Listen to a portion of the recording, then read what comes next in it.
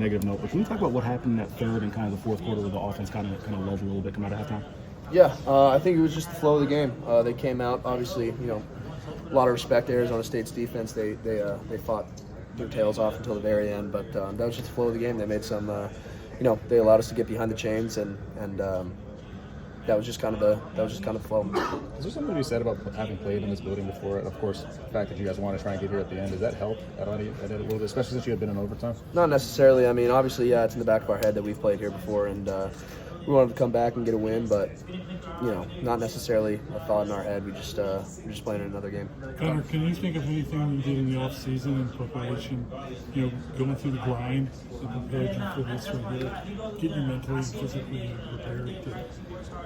Yeah, actually, on a mental note, we do Culture Wednesdays on Wednesday, and I've talked a lot about it, but it's something Coach Sark brought in. We split off into groups, and some of the exercises are tell your life story, and it's not just a 10-second story. It's Coach Sark's like you got to be up there for minimum 5 minutes, so find something, and guys get up there and they're very vulnerable in front of their team, so. I think that gets us really close together, and we look to our left, we look to our right. We know that all the guys have gone through adversity, and that's exactly what was happening today.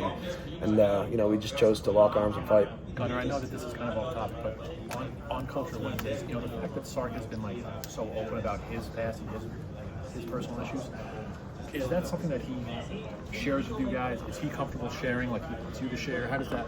Yeah, absolutely. He sets a great example for all of us on that. The first time he got up there, I didn't expect him to talk much about his past at all, and then he kind of laid it all on us. So that kind of opened up the door for a lot of guys to get up there and tell about some of their troubled past and what they were going through, what they went through at a young age, and how they got to Texas, why they're at Texas, and it kind of speaks on our culture. That really builds our culture up really well. And Coach Sark tells us every time we do Culture Wednesday, if they're going to be man enough to get up there and tell you what they've been through, then you're going to be man enough to sit there and listen and not judge them.